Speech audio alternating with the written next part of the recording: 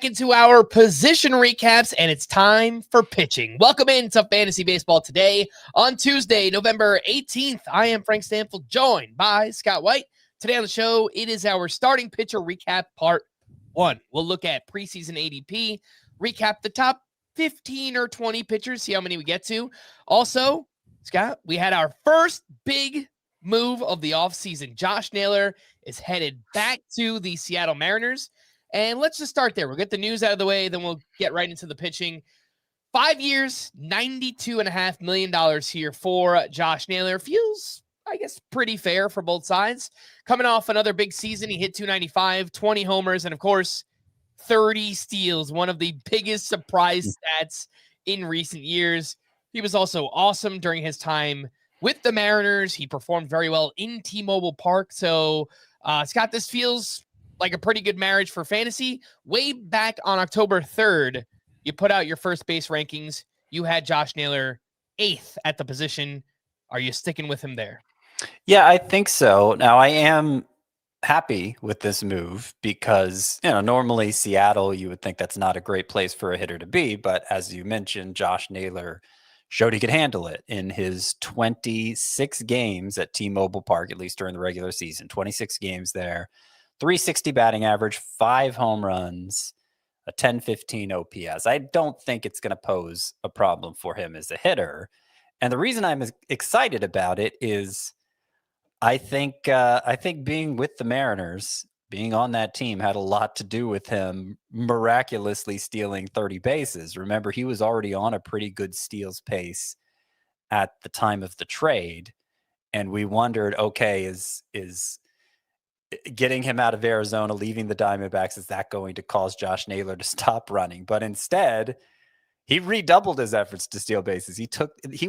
For as out of character as that stolen base pace seemed before the trade, it was only 11 in 93 games. The other 19 came in Naylor's 54 games with the Mariners. So he was running wild with them, and as effective as he was, you'd think it's even more likely to continue with the Mariners. So, having said that, why am I not moving him up? I think the top 7 at first base, we could quibble over the order, but they're pretty much set. I don't feel like there's room for somebody to break into that group. It includes, let me pull it up real quick. So that's Nick Kurtz, Vladimir Guerrero, Pete Alonso, Matt Olson, Bryce Harper, Rafael Devers, and Freddie Freeman. That's the top 7. Who are you taking out? I mean, aside from Kurtz, who's, way up at number 1 among the 7, they all have an established track record of high-end production. And Naylor, he's been pretty good, but the steals were the thing that took him from pretty good to great in 2025. And while I do think his chances of sustaining it are better with the Mariners, it's still a one-off. It's still a one-off, and we can't say for sure that it's going to continue. I think Naylor has, again, a better chance of stealing those bases, so maybe more upside overall now that he's back with the Mariners, but there's still the how steady, how proven, and those other 7 first basemen clearly haven't beaten that regard. The only other one I think I would maybe argue for Josh Naylor over would be Freddie Freeman, just because Freeman's getting a little bit older. Naylor technically has outproduced Freeman 2 years in a row, just in terms of where he's finished overall the past couple of seasons. But I don't think I'm going to rank it that way. I'm going to rank it the way you have it as well. I think there's going to be a pretty clear top 7, and early ADP does agree with you. So we have those 7 names in order: Kurtz, Vlad Jr., Pete Alonso, Devers, Harper, Olson, Freeman. Freeman going at 58.9 ADP, and then Josh Naylor, you drop down a little bit to pick 71. So there is about a round difference and a pretty clear teardrop between Freeman and Josh Naylor. I'll note that with that early ADP, we've talked about this, this is coming from NFBC, obviously, and when it's an unsigned free agent, the draft value is greatly suppressed in a way that doesn't seem terribly logical. It's not like they're not going to sign somewhere. So now that Naylor has signed, just the fact that he has a team, you can attach a logo to him now. Is that going to move him up the 13, 14 spots needed to pass Freeman? I don't think so. You don't think It so? might happen, but I don't think so. It's possible.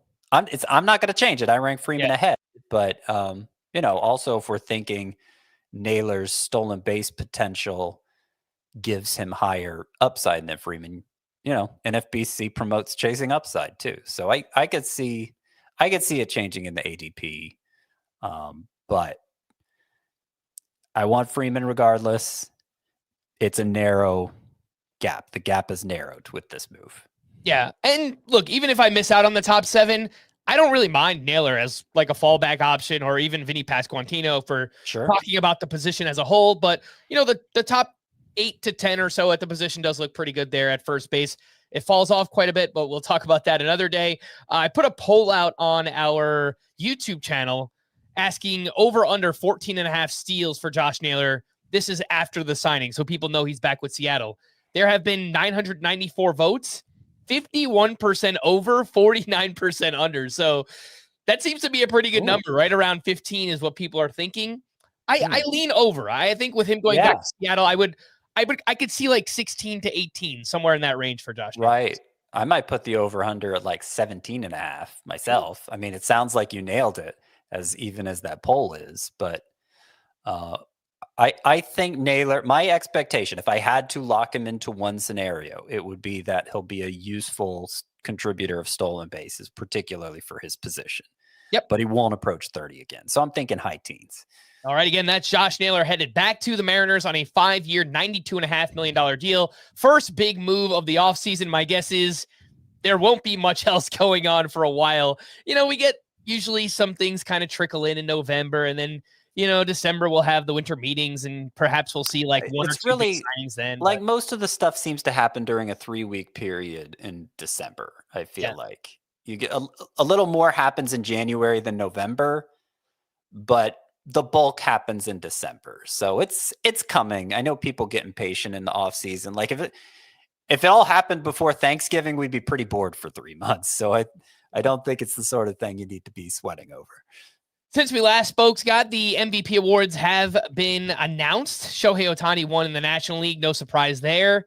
In the AL, that was a very big talking point down the stretch of the season. Aaron Judge narrowly beat out the big dumper, Cal Raleigh. Do you agree, Scott, with the decision? Judge. I do agree. I'm a little surprised. I thought, and look, it was close. It was just 3 votes changed would have. I think it was 17 first place votes to 13. I believe that's what it was. Okay. Yeah, I mean, it wouldn't have taken much to swing it, and so it's a small number of votes to begin with. So you get it. If and the way the voting works, the writers rotate each year what awards they vote for. If you got 30 different writers voting, it may have gone the other way. So I kind of thought Judge fatigue would set in, and the historic aspect of Raleigh's season, 12 more home runs than any other catcher, one of just a handful of players ever to hit 60 in a year. And then, the defensive angle, what he meant to a Mariners team that was obviously nearly went to the World Series. I thought all of that would amount to him edging out Judge, but Judge edged him out. I do think it was the right pick. I wouldn't have been upset if Raleigh won. The closeness of the vote, I think, was justified. Yeah, I thought it was a coin flip too, but as a Yankee fan, I am ecstatic that Judge wound up winning. So it's 3 MVP awards in the past 4 years for Aaron Judge, who even at the age of 33 shows no signs of slowing down. So great season for both of those guys. Aaron Judge narrowly gets the W. Ronald Acuna has received permission from the Braves to play in the Venezuelan Winter League. I do want to pay attention to that a little bit to see if he's running while he's out there. He actually won NL Comeback Player of the Year. While being interviewed, Acuna was asked if he's going to get back to running in 2026, and he responded with, quote, "You know me." So it sounds pretty good for fantasy, obviously. And I don't know him though. That quote coupled with Antoine Richardson coming over as the first base coach, it makes me a little bit more optimistic, if I'm being honest, about Ronald Acuna. I mean, I don't know what me means.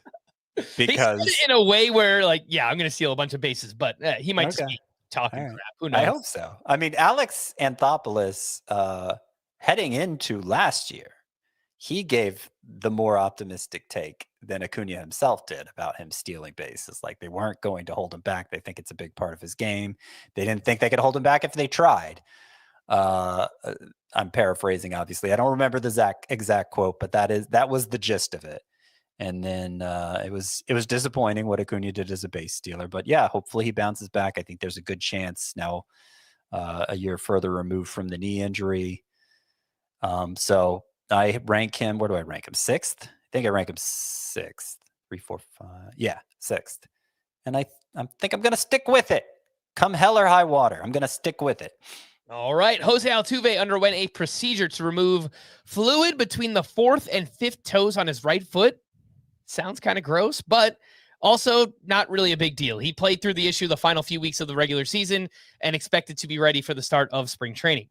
Brad Keller is drawing free agent interest as both a starter and reliever. He had an awesome season with the Cubs as a reliever in 2025, 2.07 ERA, 0.96 whip, 75 strikeouts over 69 and 2/3 innings. So depending on where he lands, we'll find out what the expected role is going to be. But, we've seen countless relievers turn back into starters in recent years. And for the most part, it's worked out pretty well. I mean, Clay Holmes last year was pretty good, kind of fell off in the second half. Perhaps the workload kind of caught up to him, but lots of pitchers have done this recently and it's worked out pretty well. It's a little surprising to me because Keller has a history starting and it was pretty bad. Really bad.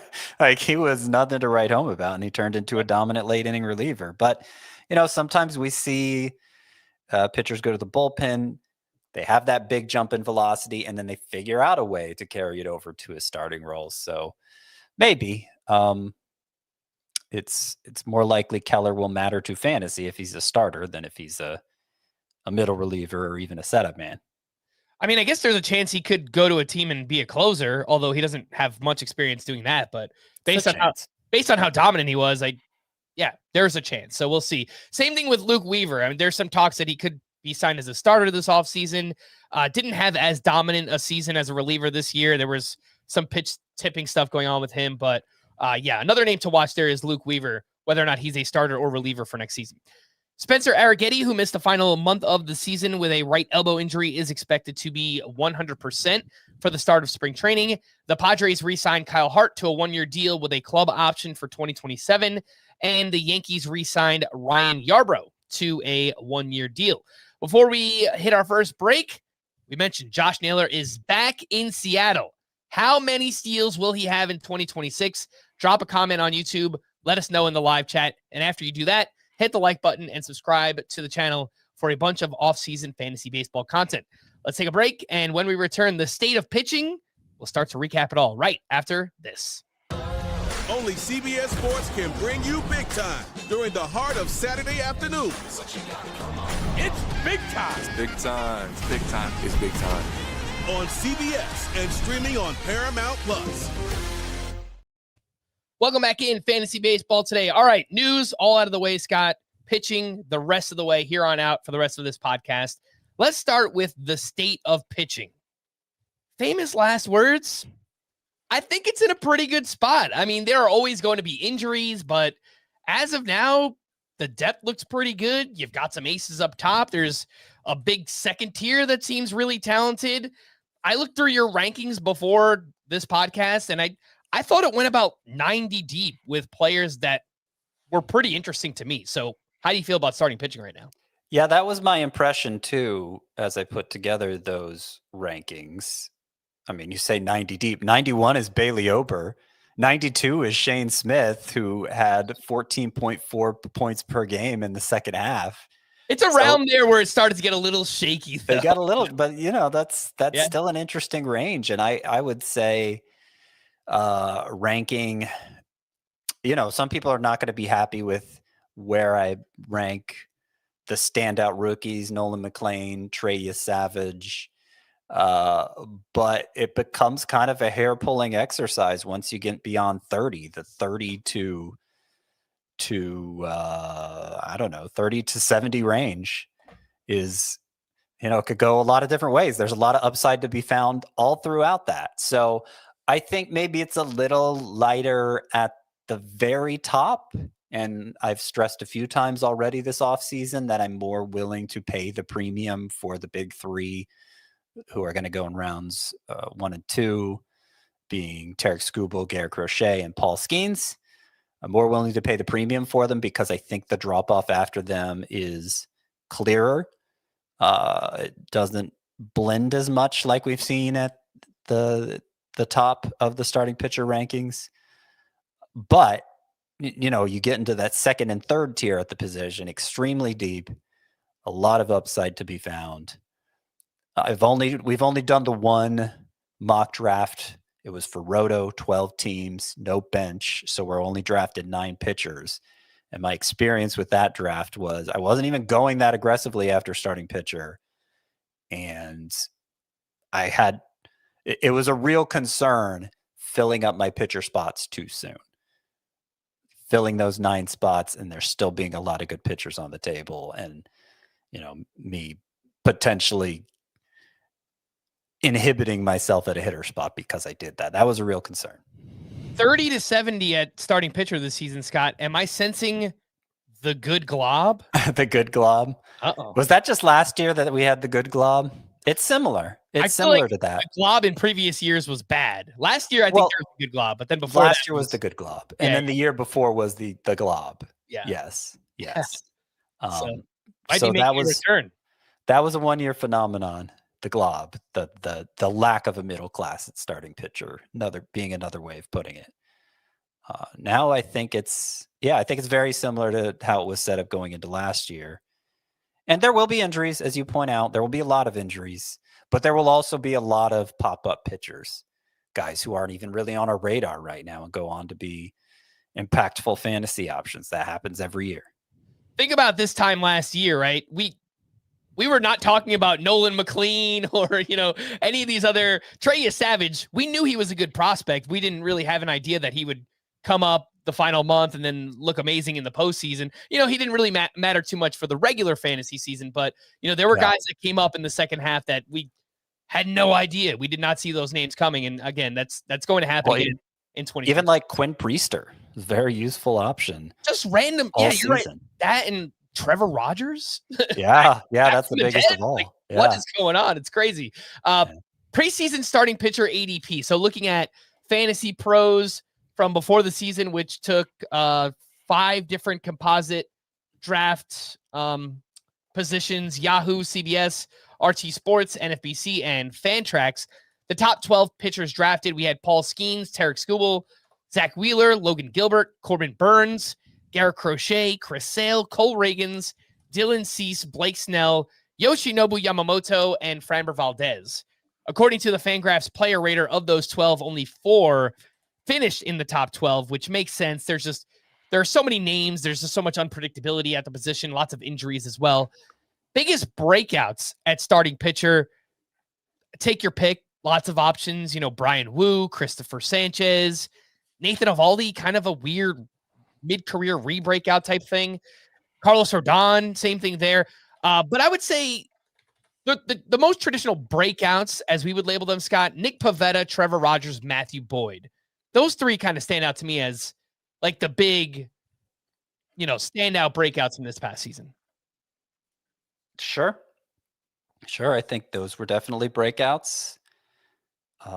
You could name a lot at this position because of how deep it was, but relative to expectations, I think a lot of us, myself included, were on the Nick Pivetta breakout train, particularly after he signed with San Diego. Really, it was all about him signing with San Diego, and that went about as well as it could have. Boyd was more surprising. Trevor Rogers, like you said, out of nowhere. Not out of nowhere. He was a Rookie of the Year runner-up, right, in 2021, but it had been a few years since we saw him make an impact in fantasy. He made a very big impact finishing. Did he finish with an ERA below 2? 181. Yeah, he finished as a top 20 starting pitcher despite only making, I think it was 18 starts, which is just a credit to how good he was in the innings that he pitched. So, yeah, I mean, formerly a name that we paid attention to, Trevor Rogers, but, years of just kind of injury, velocity being down. He was traded to the Orioles. For the first 2 months this year, Kyle Stowers was amazing, and we were just laughing at the Orioles for giving him up in that deal. And then you know what?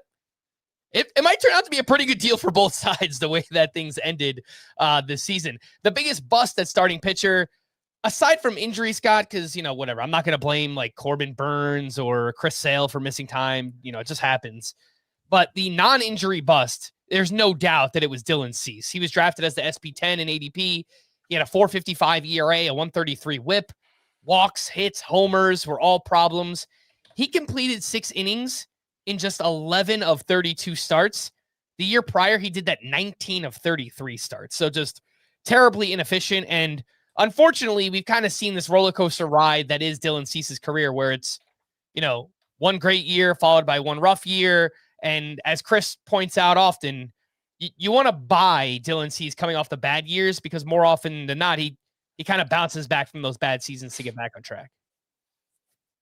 Yeah, what makes it especially perplexing is if you look at the ERA estimators from 2025, obviously not a good year. 2024 compared to 2024, when his ERA was more than a run lower. The ERA estimators are very similar. A lot of the underlying numbers very similar for Dylan Cease. I would say he was basically the same pitcher. A lot of the change there was just BABIP. The BABIP went from 263 in 2024 to 320 in 2025. And so does that mean wherever he signs Dylan Cease, we should maybe consider defense more?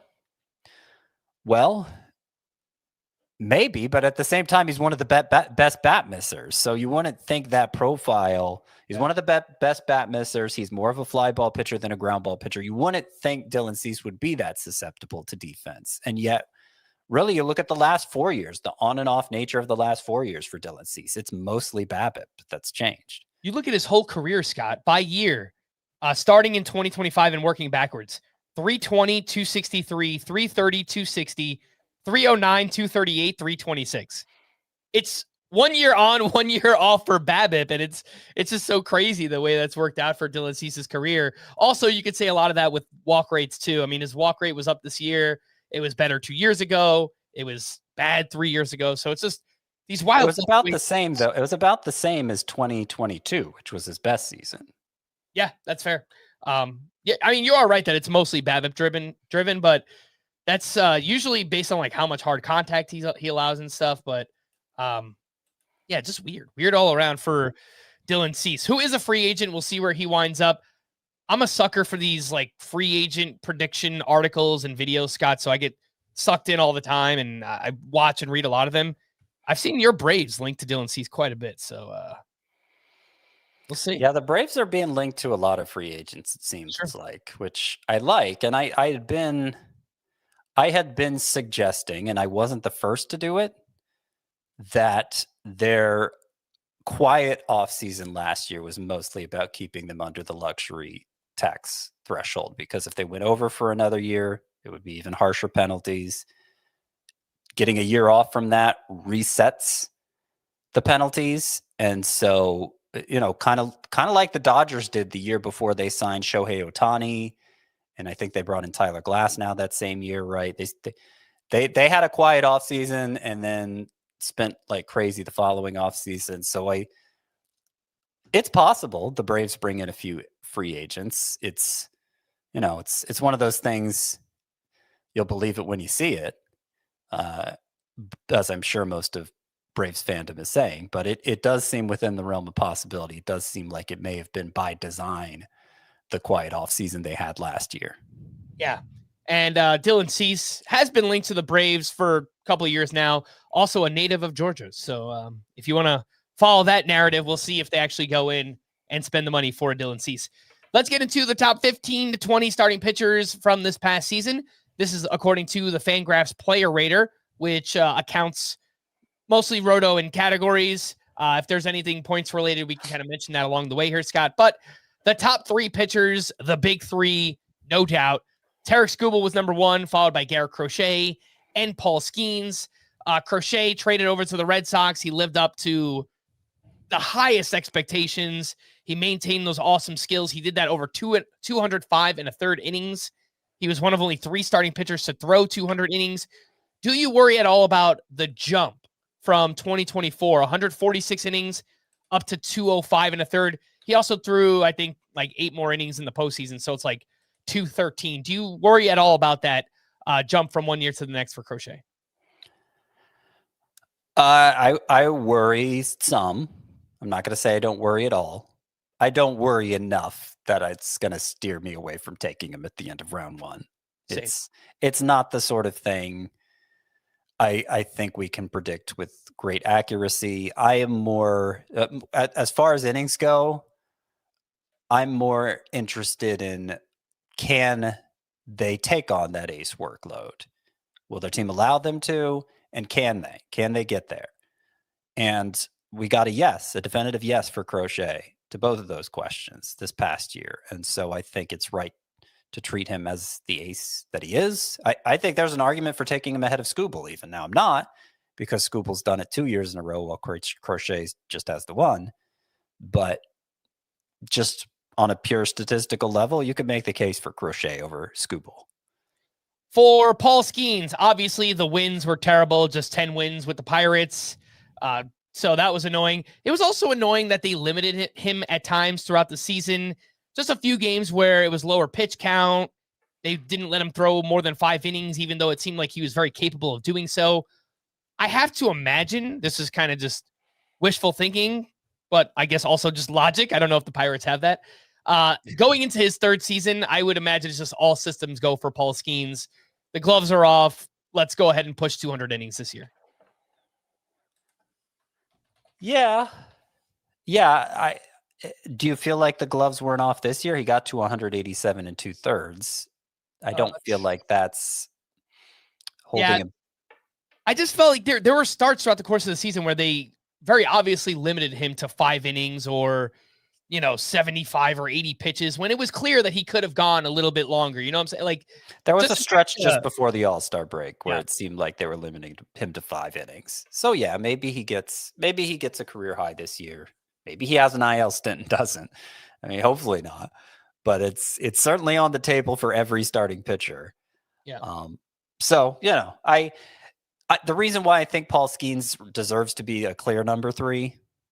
And more like a early second rounder in my mind than a late first rounder. So, small difference, but still the clear number 3 is because he pitches for the Pirates, which is going to greatly impact his win potential. In fact, heading into the All-Star break, I think he had just 4 wins. And then he got 6 more in the second half. So yeah, it's a problem. And then the other thing is his strikeout. Like, he's a good strikeout pitcher, obviously, but he doesn't quite measure up to Skubal and Crochet with the strikeouts. So for those 2 reasons, I'm putting Skenes 3rd. Having said that, he's begun his career with back-to-back years with an ERA below 2, which is insane. Yeah. It's insane. It's Rookie of the Year followed by Cy Young. It's pretty crazy. Yeah, but just that. It is. But that number specifically, the sub 2 ERA, it's so rare to have a pitcher do that ever. I mean, Greg Maddux did it 2 years in a row in his prime.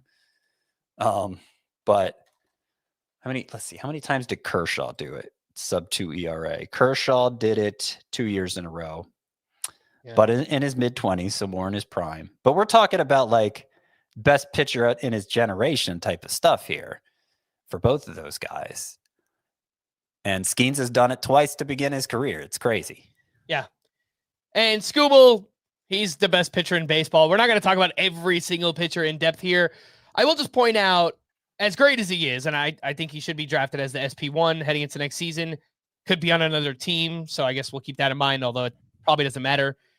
The velocity has really bumped up a lot the past couple of years, from 95.8 in 2023, then 96.9, 97.6. So it's just a little scary. I mean, it's like we used to want velocity, and it's like, whoa, let's dial it back a little bit. We still want velocity, but I don't want your arm to fall off. It does. There does reach a point of diminishing returns when you're already so good. I mean, this is kind of the story of Jacob deGrom's career. Do you need those extra 2 miles per hour and the injury risk that comes with it? We saw Spencer Schwellenbach, who was already great as a rookie, gain velocity as a sophomore, and then suffer a stress fracture in his elbow. So that, to me, if I'm gauging health risk, is bigger than an innings increase. But to get Skenes, it still seems like it's worth taking on the risk. Yep. 4, 5, and 6, we had Brian Wu, Hunter Brown, and Cristopher Sanchez.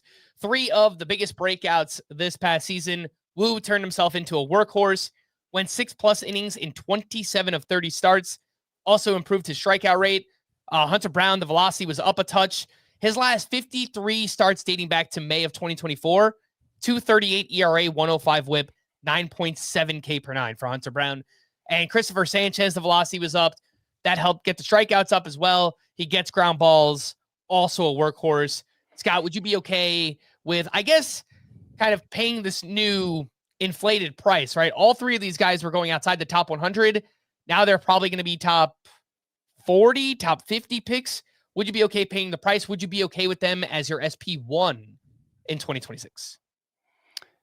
I would be okay with either as my SP1. It's Wu and Sanchez we're talking about, right? And Hunter Brown. And Hunter Brown. Okay. I would be okay with any of the 3 as my number 1. The order I rank them, for what it's worth, is Sanchez, Wu, Brown. Some might have them in the opposite order. I think I agree with that order. Yeah. Sanchez, I think I'm most likely to have him because I rank him the highest of the 3. And I think there are going to be some people who are a little skeptical of him just because his rapid ascent. I mean, 2 years ago, Cristopher Sanchez was nothing to anybody in fantasy, not even like some emerging prospect going into 2 years ago, I mean. But, obviously now he's turned himself into a Cy Young candidate and a fantasy ace. And he's done so with this steady progression. Started out great ground ball guy with elite control. That's when he kind of first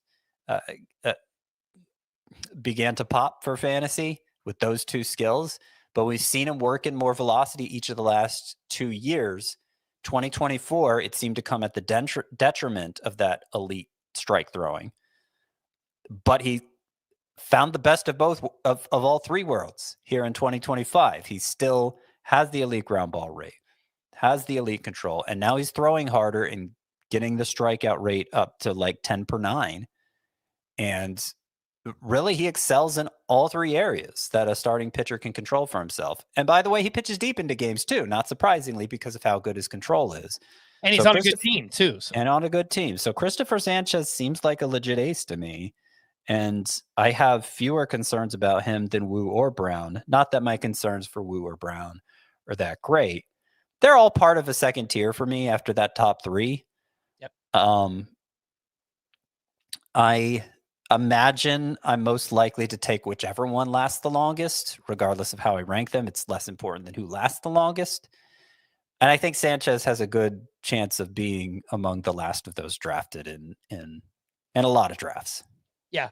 And again, you can look at any pitcher and you'll find warts. Brian Wu, his season ended with a pectoral injury. He did return in the playoffs. He also has a history of a lot of arm injuries throughout his career. Again, that was Brian Wu. Hunter Brown, second half kind of regressed a little bit. The whip was a little bit scary. And the walks were a problem 2 years ago. And then they were a little bit of a problem in the second half too. So you look hard enough, you'll find warts for any of these guys. But mostly when I was digging in, I wasn't too worried about anything I saw with Sanchez, Hunter Brown, or Brian Wu. So the main thing with Hunter Brown for me, he finished with 10K per 9. I'm not sure I buy it. I'm not sure that I buy that he's that good of a strikeout pitcher. It was only 8.8 per nine in the second half, where his ERA was exactly as good. It was 2.43 in the first half, 2.43 in the second half, but the K rate was only 8.8 per nine in the second half. And the swinging strike rate has never been that impressive. So I think that's closer to the kind of pitcher Brown is, which would mean he's similar to Max Fried, who himself we could say is an ace. So that's the knock on Brown for me. It's more just how good of an ace is he than is he an ace. And I think the strikeout rate is going to be lower next year, and he's going to end up having more like a Max Fried trajectory in fantasy. All right, let's take our final break, and when we return, back into our starting pitcher recap right after this. This is European soccer's biggest stage. Written in the stars! What a difference she has made! The question is, can you handle it? Can you handle it? The crowd here feels electric. Stream every match of the UEFA Women's Champions League on Paramount+. Welcome back in Fantasy Baseball. Today, we are recapping the top 15 to 20 starting pitchers from this past season. 7, 8, and 9, we had Freddie Peralta, Yoshinobu Yamamoto, and Nathan Eovaldi. That's right. Nathan Eovaldi in 120 innings was a top 10 fantasy pitcher, which is insane. Peralta was great. Value boosted by a career-high 17 wins. Underlying ERA estimators say that probably pitched over his head this past season. Yamamoto, awesome season, historic playoffs, 145 ERA, 0.78 whip, won the World Series MVP. We've talked a lot about him. Nathan Eovaldi, Scott, I think we just got to stop right here and take a little look, because just out of nowhere, career year at 35 years old.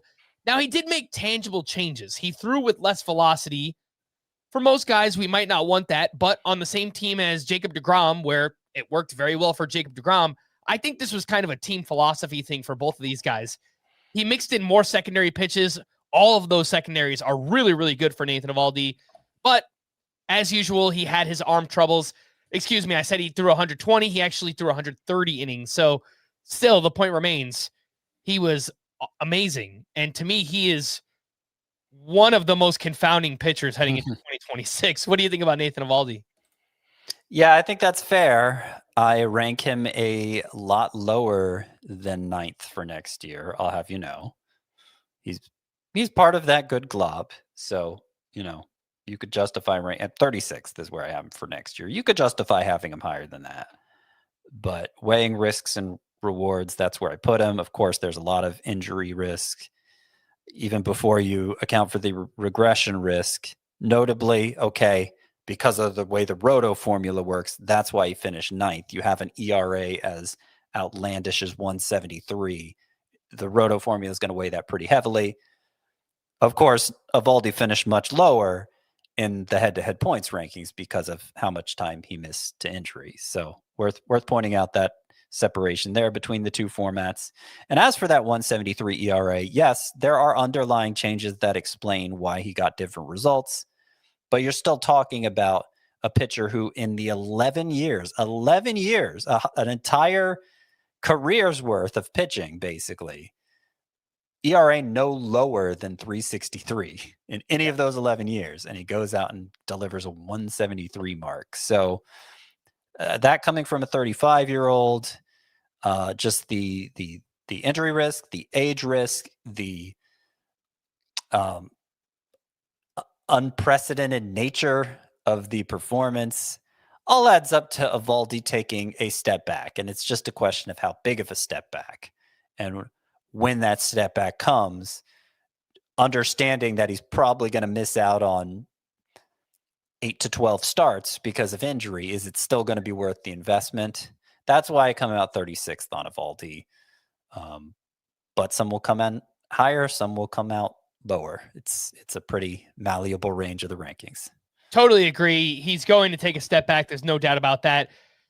But even the ERA estimators, they were all just like the best of his career. It was a 280 FIP, 305 xERA. I probably wouldn't even expect that, but yeah, let's say 125 to 150 innings of a low to mid threes ERA and like a 110 to 115 whip. That's a very good pitcher. And, at SP36. That probably makes some sense there. I do think he's and better. It's probably gonna be similar to what all the youngsters that are going to generate so much enthusiasm. Savage, Nolan McLean. That's a pretty optimal scenario for them too. Understanding that they're probably going to have their innings limited to some degree. A low 3 ERA for somebody just breaking into the league like that. I would take it. So if we're, and that's around the range I have Eovaldi ranked, the same as those guys, because I think it's for very different reasons going to play out similarly. Yeah.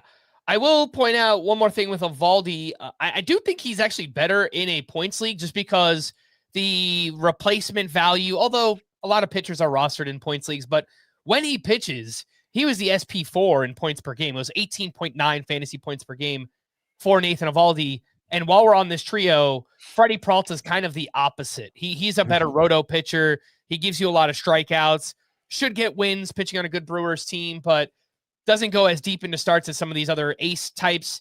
And he was just the ace SP18 in points per game. And that was despite, all the wins and how well he pitched. So he's probably more like a, SP24 to 30 in a points league, something like that, I would say. Yeah. And he's going to take a step back too. A 2.70 ERA was about a run lower than the previous 3 years. Yeah. And all the underlying stuff was the same. I think he was the same pitcher, just happened to get a better result this time.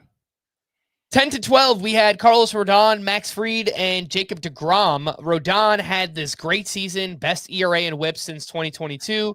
He provided 18 wins, and then after the season, we found out that he had surgery to remove loose bodies from his elbow, and he will not be ready for the start of next season.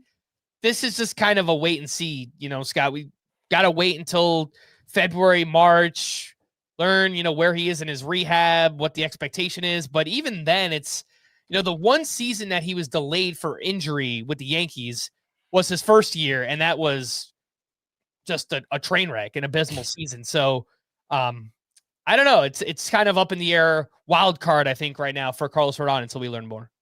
I moved him down 22 spots in my starting pitcher rankings. Not overall rankings, starting pitcher rankings, 22 spots from 17 to 39 with the news he wouldn't be ready because of this kind of cleanup procedure in his elbow, which doesn't sound like a serious procedure. I'm kind of surprised they're expecting him to be out for the start of the year, but they're already saying that. So I'm taking them at their word.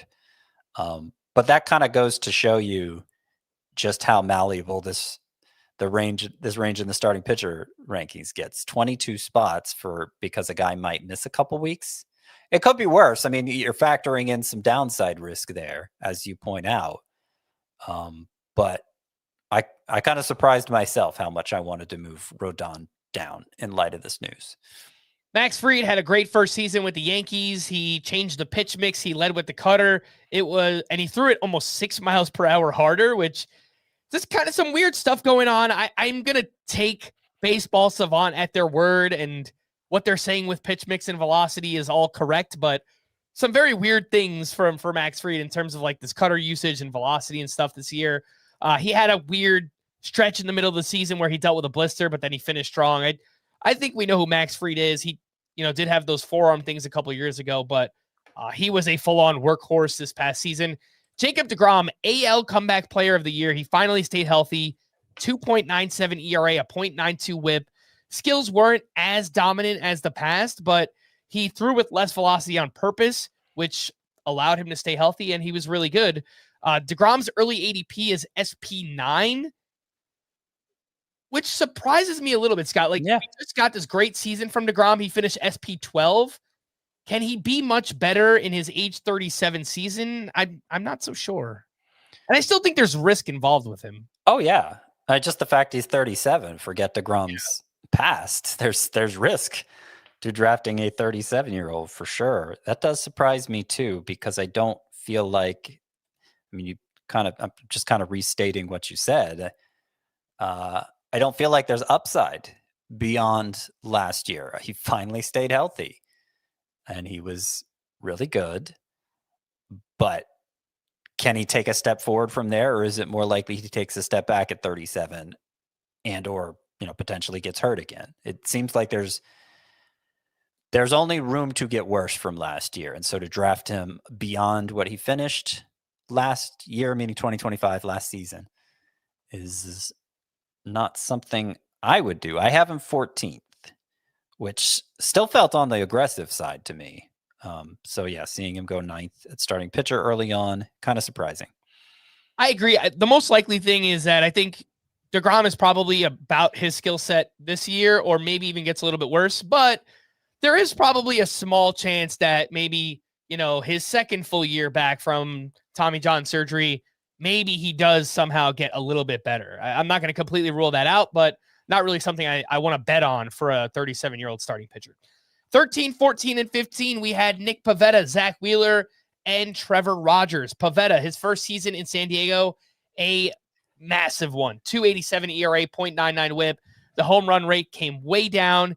He overperformed the underlying numbers, so will be interesting to see where everyone kind of lands on Nick Pivetta and ADP and all those things. Zach Wheeler was having a normal Zach Wheeler season, 2.71 ERA, 0.94 whip, nearly 12K per nine. He was probably the front runner for the National League Cy Young Award. And then he was shut down in August with a blood clot in his right arm. Turns out he needed thoracic outlet decompression surgery, which is a little bit different than the usual thoracic outlet surgery that we hear. His status for 2026 is just kind of up in the air right now, Scott. It's not the same as Rodon because this is much more serious with Zach Wheeler, but it's kind of a similar just wild card situation. We have to wait to learn more about Zach Wheeler. We do. I mean, early reports are optimistic, but it's very early. And I don't think I'm going to be comforted until I see him throwing at his usual velocities in spring training, presuming he is throwing in spring training. So I'm ranking him very conservatively. He's beyond the top 40 for me is Zach Wheeler, with room to rise 20, 25 spots from there. So we just got to wait and see with him. All three of these guys are worth highlighting. Nick Pivetta. I've got to be careful with Nick Pivetta because as I mentioned earlier, I was on the breakout train for him. And this is something I struggled with early in my career is when you make a big call on a player and you get it right, you got to compartmentalize that and reassess him all over again the next year, rather than just saying, yeah, I'm ride or die with this guy because he made me look good. And that's where I'm at with Nick Pivetta, because while he did have a great season, finishing 13th, he was one of the biggest overachievers in ERA. 2.87 was the actual mark, compared to a 4 xERA and a 3.85 xFIP.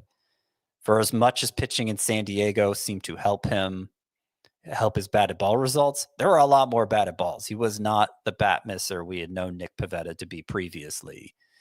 And he's in his mid-30s himself. So I think there's a lot of potential for a step back. I still have him top 25, but I'm definitely not ranking him as if he's going to repeat his 2025 exactly. I agree with that completely. I mean, some of his ERA estimators were better 2 years ago when his ERA was over 4 than it was this past season when his ERA was 2.87. So, look, I get pitching in San Diego is a complete, change and a welcome change, and that's why we liked him heading into last season. But I do expect him to take a little bit of a step back. The early ADP for Pivetta, 91, going right around Luzardo and Framber Valdez. Does that sound right for you? I have him well below Luzardo and Valdez, but I know I probably rank Luzardo aggressively. Maybe I do Valdez as well. And so it may just be I am higher on those two rather than I'm lower on Pivetta. Where do I have Pivetta ranked overall? You said he's 91st. I am 97th in my overall ranking. So it might be about right for Pivetta himself, and just pretty close. Yeah. I'm higher on those other two pitchers. Yeah, the other name here, Trevor Rogers. Zombie! He's back from the dead. 18 starts, a 181 ERA, a .90 whip, 8.5 K per nine. How did he do it? The velocity on the fastball was back up to 93 miles per hour after being down in 2024. He got the whiffs back up. 12.5% swinging strike rate was his highest since 2021, which was his original breakout season. Like we said about Eovaldi, Scott, no one's expecting a sub-2 ERA, a sub-1 whip from Trevor Rogers, but now we're left trying to figure out, well, what should we expect? What's a reasonable expectation for Trevor Rogers next season if this version of him that we saw was legit? Like, this is kind of a similar player we're going to get next year, then reasonably expecting a mid-threes ERA, like a 115 to 120 whip. Like, I think that's kind of where I'm at right now, but I really don't know. The improvements for Rogers beyond the top line ERA, obviously night and day difference there, but the underlying improvements that back up the top line production are pretty subtle. You know, the velocity was a little better. The control was a little better. I don't know that it totally explains the night and day difference there. I think good home run luck had a lot to do with it. It was a 0.5 per 9 home run rate, despite pretty average fly ball rate. 0.5 per 9 home runs. That was the home run rate, and then a pretty average fly ball rate. So it seems like Trevor Rogers had some good luck there with the home runs. If you're comparing his strikeout rate, his walk rate to other pitchers, it looks a lot like Kevin Gausman, what Kevin Gausman did in 2025. Now, Kevin Gausman was pretty good in 2025. We haven't mentioned his name yet, but he was pretty good. I think that's probably more where you should expect Rogers to be in terms of ERA and WHIP than the otherworldly numbers he put up in 2025. The early market seems to agree with that skepticism. The ADP for Rogers is 153, going right behind Luis Castillo and Trey Savage. I don't know if that's anywhere close to where you have Trevor Rogers. I mean, I have Trevor Rogers ahead of both of those. I have him way ahead of Luis Castillo. That is a Pollyannish view of Luis Castillo, it sounds like. So that'll be one to dig into later. It's a closer call with Ye Savage. I understand coming off the eye-opening postseason performance. His stock might be a little inflated right now. It might take a few months for people to sober up, look at some of the downside risk there. Because the great starts for Ye Savage were genuinely great, but it was kind of an on-again, off-again thing for him. Yeah. Short starts with high walk rates in between those awesome starts. Yeah, the Trevor Rogers thing, man. He's I got to do more digging on Trevor Rogers. But look, if everyone is quote unquote out on him and he's going outside the top 150, maybe there is a little bit of a buy. What did you say he's going overall? It was 150, like right around 150, 153. Oh gosh, man. Yeah, I have him 105. I thought I was being skeptical enough here, but I can't imagine dropping him 50 spots. Yeah. All right. Well, we'll see. Scott might be the Trevor Rogers guy next season. We'll see. 16 through 18, we had Joe Ryan, Matthew Boyd, and Drew Rasmussen. So 3 very different pitchers here. Joe Ryan, another strong season overall, but the barrel rate was back up. He allowed a lot of hard contact. The second half, little scary there for Joe Ryan. 4.67 ERA, over 2 home runs per 9 during that time. Matthew Boyd, he was another big breakout. Similarly to Joe Ryan, he faded in the second half. It was a 4.63 ERA. The strikeout rate pummeled there. It was also his most innings in a season since 2019. So perhaps Matthew Boyd was just kind of like tiring out and fading down the stretch. Drew Rasmussen's whiffs dropped in his first full season back from all the arm injuries he's dealt with, but he provided awesome ratios over 150 innings, 2.76 ERA and a 1.02 whip. Scott, I have to imagine these 3 pitchers are scattered across your rankings, but this is where they just finished, 16, 17, 18, Joe Ryan, Matthew Boyd, Drew Rasmussen. Anything to add on those three? They are scattered across my rankings.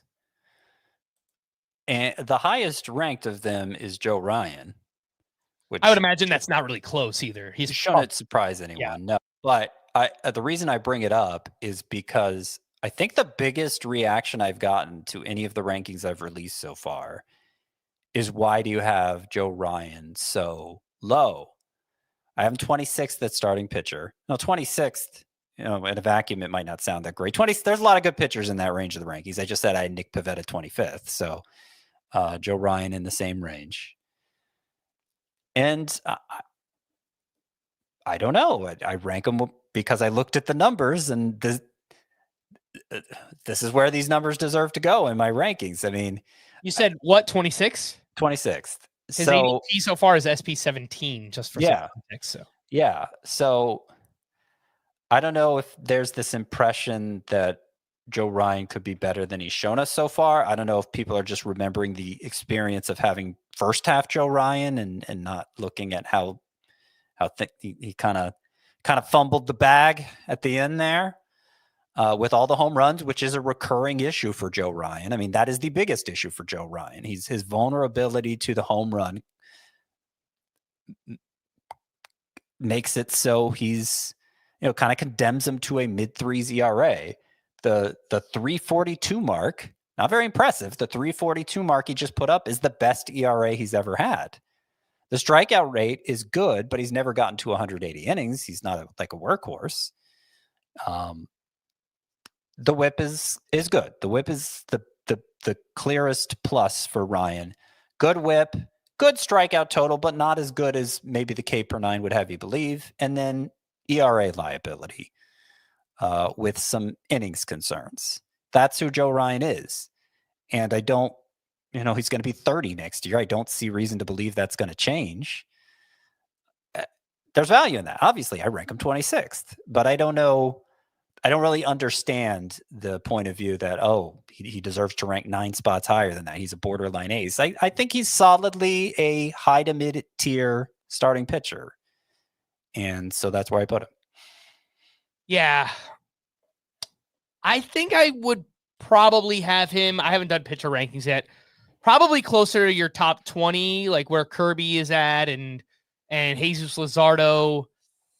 Logan, I rank Luzardo high. I'm 16 on Luzardo, so I know I'm going to be kind of out on a limb for him. But Kirby, I mean, just a year ago, people thought of Kirby as a true ace. I like Kirby a lot. I think his early price tag is really, really good for George Kirby. So, I mean, getting him as your SP2, I feel like Joe Ryan as your SP2, I think I would be pretty good with that. In maybe in like I'm thinking about it more from like a deeper roto context, but in a points league, if you could get him as like your low end SP2 or high end SP3, I think that would be pretty good too. So, and that's how I rank him. So I agree.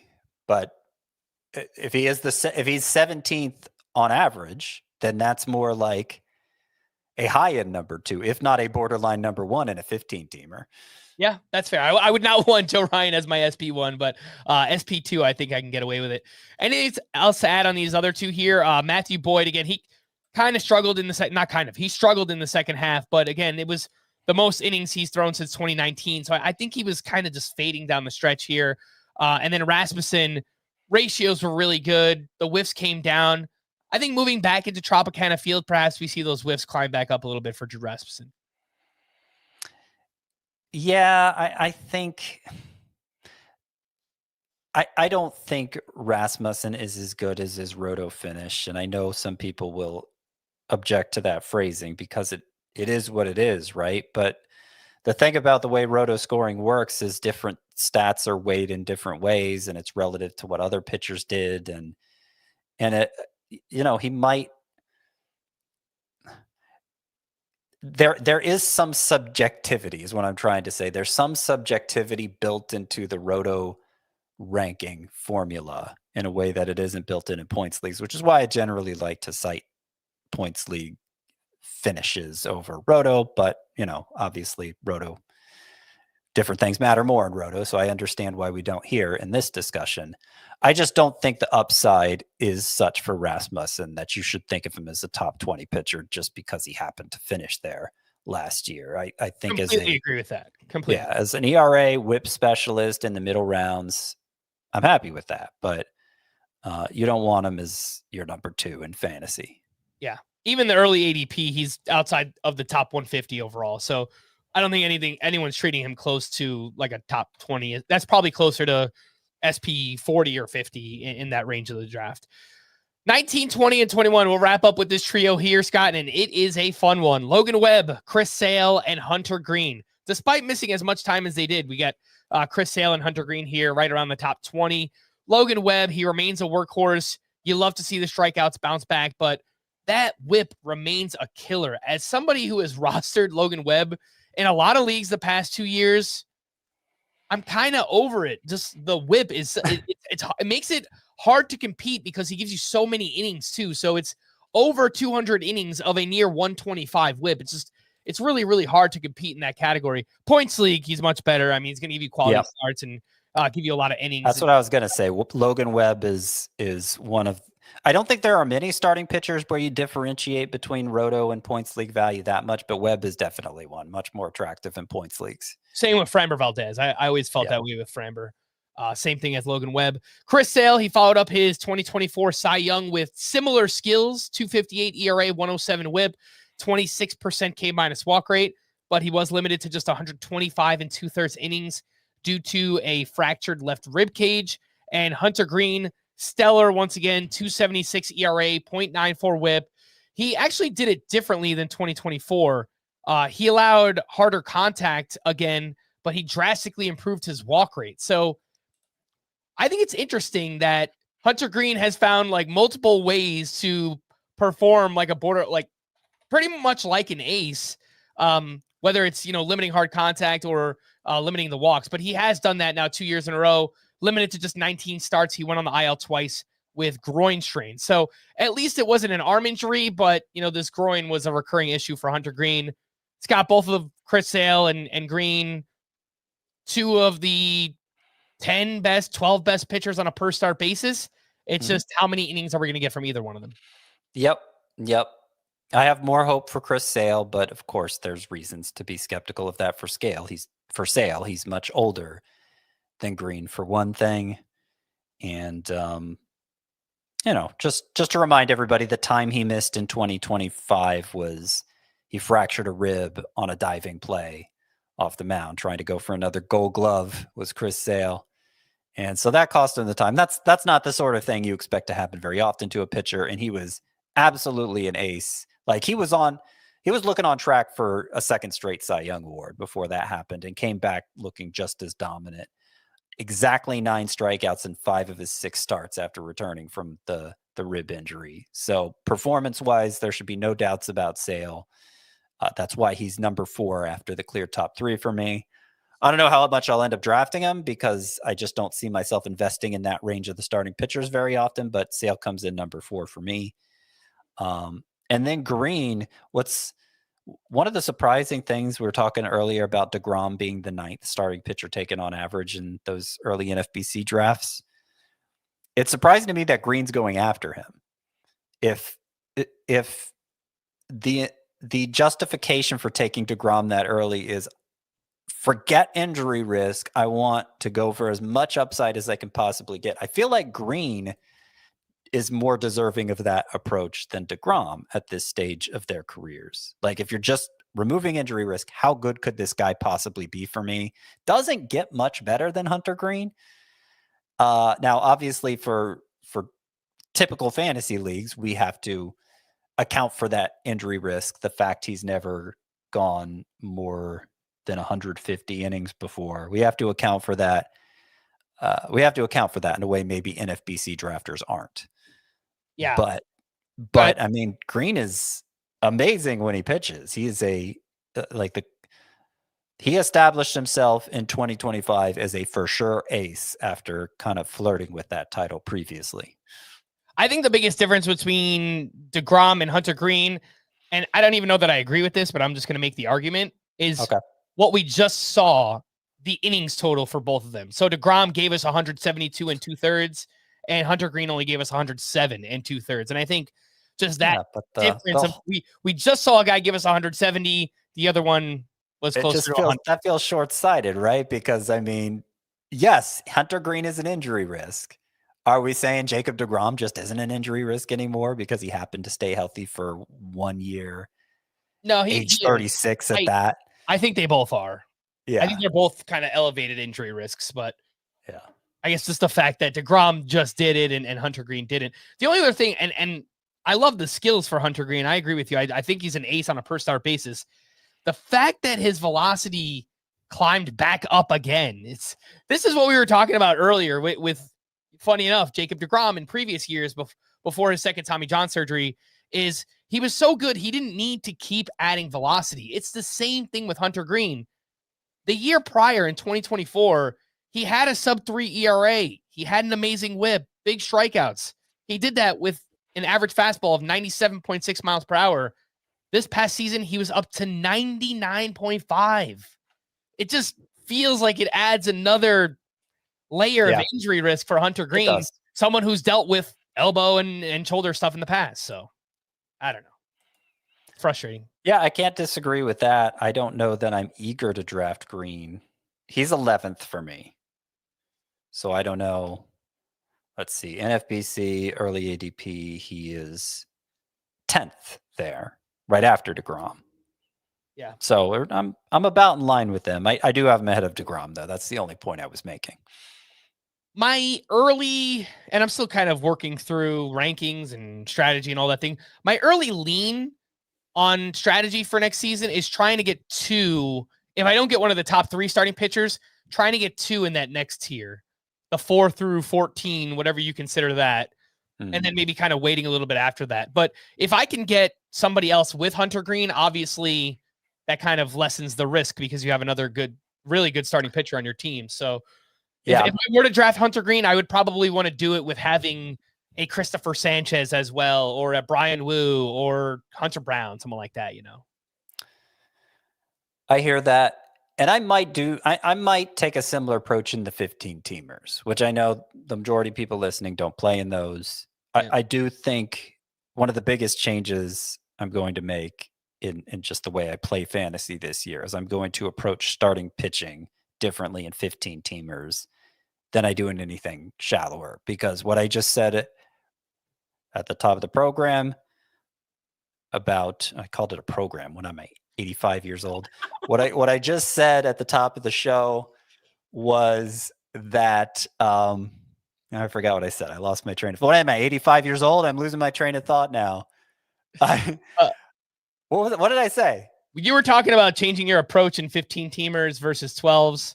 Yeah. So our mock draft, it was for a 12-team roto, and I was filling up my pitcher spots too early because starting pitcher is that deep. It's a very different experience at 15-teamers. And what you don't draft at starting pitcher, you're probably not going to be able to backfill off the waiver wire unless you get lucky. And obviously there's a lot of attrition, et cetera, et cetera. So I might take a similar approach in a 15-teamer as that. But in standard size leagues, the one most people are playing in, I think I'm going to want to take advantage of that mid-round depth like I promoted doing last year. Unless I get Skubal, Crochet, or Skenes early, kind of take it easy at starting pitcher. If one of those second-tier guys slips, great, but otherwise just kind of load up in the middle. That's how I'm thinking my approach is going to go. All right, we're going to wrap there. For Scott, I am Frank. Thanks as always for tuning in to Fantasy Baseball today. Please make sure to follow and leave a 5-star rating on Apple or Spotify. And we will be back again on Thursday morning. Bye-bye.